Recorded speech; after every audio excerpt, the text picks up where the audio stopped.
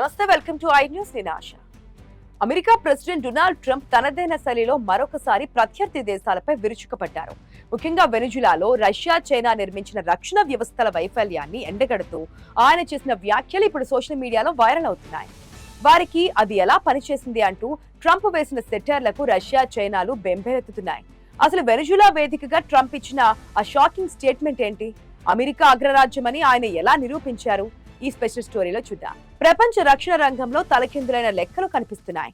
President Donald Trump వెనిజులాలో Russia, China టెక్నాలజీపై సంధించిన విమర్శనాస్త్రాలు చూస్తుంటే ప్రత్యర్థులకు మతిపోవాల్సిందే. వెనిజులా ఆకాశాన్ని కాపాడడానికి రష్యాకు చెందిన S-300 క్షిపణి వ్యవస్థలు, చైనా రాడర్లు ఉన్నప్పటికీ అమెరికా ఆపరేషన్లను అవి అడ్డుకోలేకపోయాయని ట్రంప్ ఎద్దేవా చేశారు. వారి రక్షణ వ్యవస్థలు ఏమయ్యాయి, అవి వారికి ఎలా ఉపయోగపడ్డాయి అంటూ ఆయన వేసిన ప్రశ్నకు ఇప్పుడు మాస్కో, బీజింగ్లలో సమాధానం దొరకడం లేదు.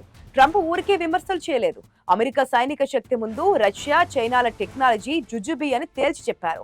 వెనిజులాలో వారి డిఫెన్స్ సిస్టమ్ ఫెయిల్ అవ్వడం వల్ల అమెరికా తన లక్ష్యాలను సులువుగా చేరుకోగలిగిందని ఆయన హింట్ ఇచ్చారు. ఈ సీన్ చూస్తుంటే రష్యా అధ్యక్షుడు పుతిన్ కు, చైనా అధ్యక్షుడు షీ జిన్పింగ్ కు చుక్కలు కనిపింపచేయడానికే ట్రంప్ లక్ష్యంగా కనిపిస్తోంది. తన పక్కా స్కెచ్ అదిరిపోయేలా అమలు చేస్తూ మేము దేన్నైనా ఎక్కడైనా ఛేదించగలము అని గర్వంగా ప్రకటించి ప్రపంచాన్ని ఉక్కిరిబిక్కిరి చేశారు. ముఖ్యంగా వెనిజులాలో మదురో ప్రభుత్వానికి అండగా నిలిచిన రష్యా, చైనాలకు ఇది పెద్ద ఎదురు దెబ్బ.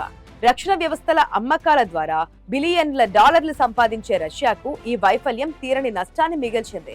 అమెరికా స్టెల్త్ టెక్నాలజీ ముందు మీ రాడర్లు పనిచేయవని ట్రంప్ చెప్పకనే చెప్పారు.